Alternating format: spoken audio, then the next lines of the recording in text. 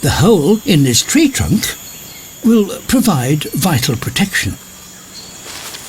Just what she wants. And she begins to seal herself in. In the coming weeks, she will depend on him in the most extraordinary way, because she will be staying in here for quite some time. For the next 2 months, he will deliver all her food directly to her door. 25 days after laying, the moment has arrived.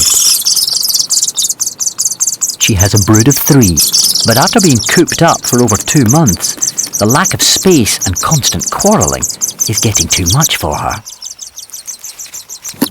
She starts to chisel her way out. Testing the hole for size. It seems an impossible squeeze, so easy to get stuck. Freedom.